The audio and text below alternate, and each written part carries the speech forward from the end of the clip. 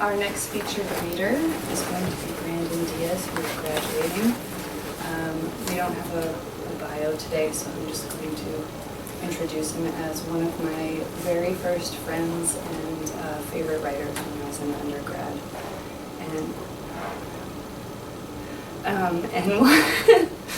And one of the reasons I came back. That's all I can say. So please welcome Brandon Diaz.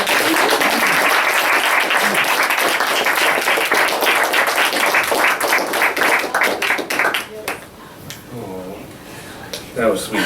That's cool.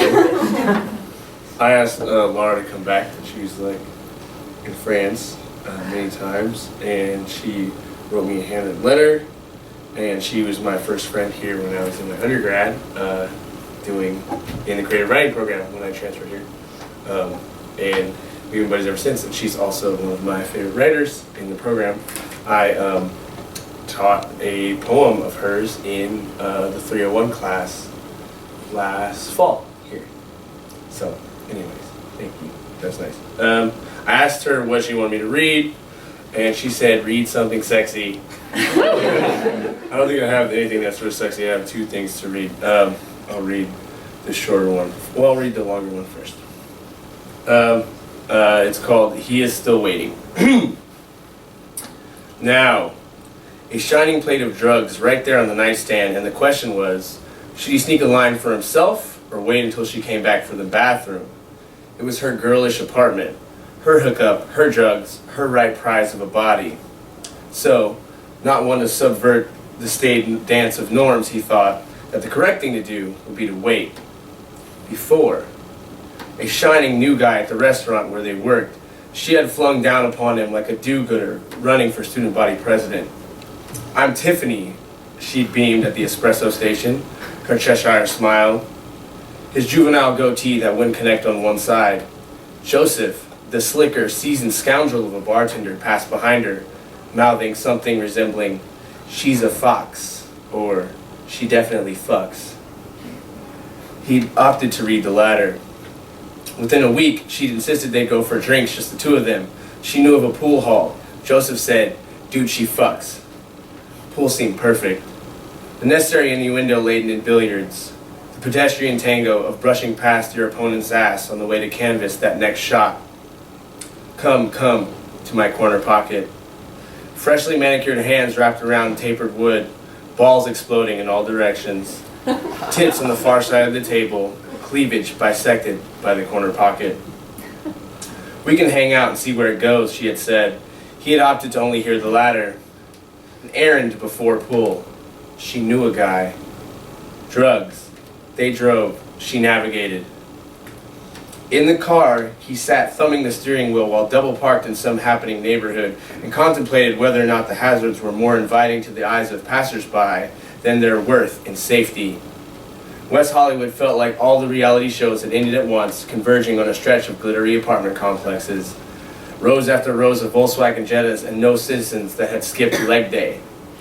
And his date was the one that knew one of these citizens and swore by this particular citizen's drugs. His drugs will break your dick off. She flashed a Cheshire smile before slamming the car door and racing to the foyer of the adjacent apartment. His eyes dipped through the night, landing softly on the back pockets of her jeans as she hustled away. That ass, he thought, could power a school for orphans. It had its own chorus of celebrities singing a song to donate to its cause. All of them stacked in a studio with songbooks in their hands, cameras rolling, trading verses on the Callipygian might of that booty at the tops of their lungs. All of which made him tremble, that on this night, with the date gone well, he might get his chance at a verse. He clicked off the hazards. After all, it should have been just a moment, but it wasn't. Up there at the building's foyer, behind the palms and the shiny rocks of the retail landscaping, his date had not yet returned.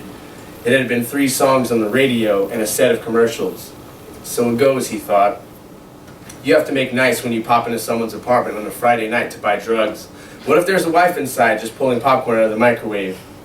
Or a docile crew of moderately square co-workers over for a fantasy league draft? The no-littles and the no-nots. Discretion is advisable. You're there to get your pink jacket. or a hard drive. Sure, everyone knows what's going on, but they don't have to know. Back on the street, a young man in denim cutoffs and running mascara somewhere between the age of 19 and 43 swept by the car, sobbing and screaming about, "God damn it, Ricardo," into a glowing phone.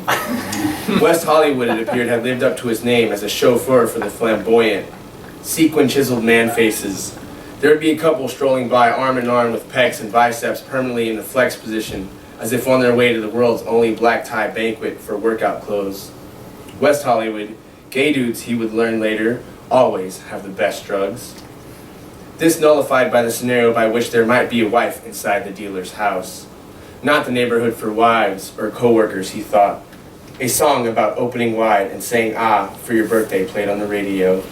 He clicked off the hazards. Where the fuck was his date? She had left a silhouette of perfume there in the passenger seat, vanilla and strawberry, which had reminded him to check his breath. Administering an auto pat-down for gum, he came upon its smelly counterpart, a pack of Parliaments. His body had known that he didn't smoke except for those few couple times enduring the specters of adulthood. Fired by that asshole, cheated on by that bitch. Fridays. Smoking on the whole pulled his stomach to queasy, just not enough to keep a pack away from an arm's reach, the dictates of nerves. And in the present he was still double parked, thumbing the steering wheel. It was possible that she could detest cigarettes. Joseph might have warned, "She's not into smokers, but she fucks, bro." Smoke could get sticky on his fingers like date repellent. He worried about losing his opportunity to plunder her denim. Cigarette stink would be the moat to his siege, stifling his conquest of the right prize of her body where she had all put off. The stress of ruminating on it all, it had seemed, would be the perfect cause to light one. Just after his 10th birthday, he had asked his dad about smoking. Dad was crouched in a catcher's position out on the balcony, drawing slowly from a menthol. "Why do you smoke, Dad?" "You'll understand when you're older. It's about stress." The video in his mind, perfect Technicolor, complete with solar flares swimming across his dad's brow, the edges of the frame marginally opaque. Dad there exhaling toxic fumes like a betrayer, as school would have it. Smoking, born down from the bosom of Satan, cast onto the degenerate classes with whom he did not associate Dad. If non-smokers were upstanding citizens, then smokers were serial rapists. He'd leave the understanding for when he was older and on the way to a billiards hall, on the way to pulling panties from some right prize of a body, some stressful time. It had been 3 more bad pop songs, a call-in request, and another set of commercials. He was still double parked. The shining perfume placeholder of his date had served as no substitute for the real thing. Where the fuck was she? He was not going to be able to fuck the perfume. An open pack of Parliaments burning a hole in his pocket like his dad had always said about his allowance. That pack, antidote for nerves, stalking his lips like some Mephistophelan dealmaker, coming alive right then, bearing its crooked nighttime smile, crying out, "Suck me, boy, suck this white tip." It might have unwrapped itself then, pulling a tether to a lighter somewhere nearby, like it would in a few years when he'd sit on the porch of some duplex, puffing and puffing on the eve of his dad's funeral, looking up at the useless nighttime clouds and the same ones that would sneak back when the norms of "I love you" once in the morning and then in the evening wouldn't supplant for his absence at home. Or at a dinner party with the woman who would violently blast her way as the main topic of therapy sessions for what will seem like years. No longer shiny right bodies, just cold and porous pretend smiles and all the cigarettes he could want. Joseph, the scoundrel, still behind the bar, will fill a bourbon and say, "No shit, how you been, man?" He's been mostly absent from work, floating to the brink of niceties and norms with HR until his boss calls him in on a Friday. We've had to make some decisions. He opts to walk the 20 blocks home, passes a man between the ages of 19 and 43 screaming at a bus bench with a graffitied picture of a realtor. At home, he boils an egg, which he eats standing up with salt and hot sauce. Who does he know that owns a gun?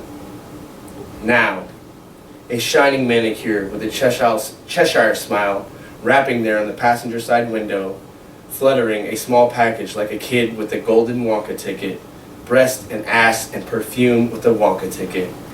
And the question was, What was he waiting for?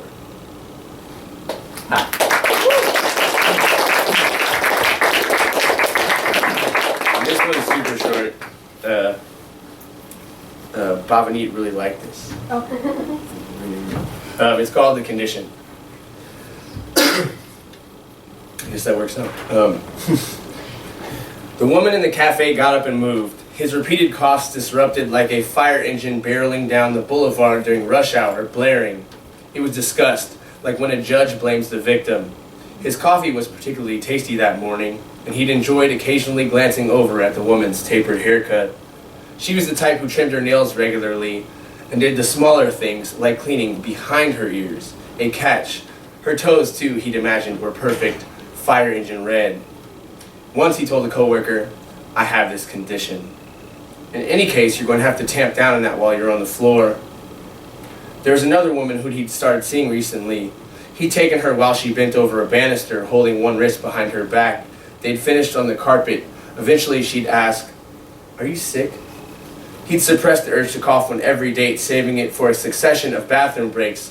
They'd shared cigarettes outside of bars and later snuck a few at her friend's wedding once she began to love him. She was tickled watching his friends carry their couch up 2 flights of stairs to their first apartment. As she sat on the bumper of the moving truck, a recognizable hacking tumbled down 2 flights of stairs, draining onto the tips of her feet. She pressed her fingers into her cheek and huddled forward. What have I done?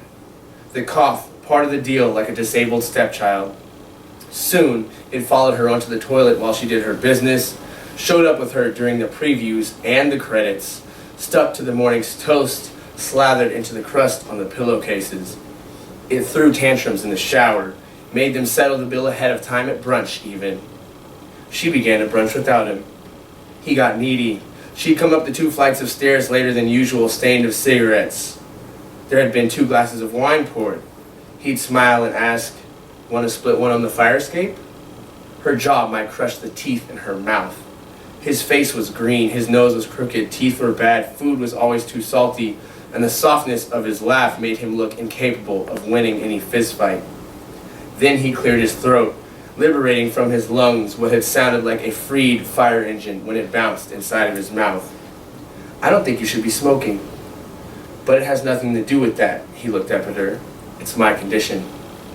Thanks, everyone.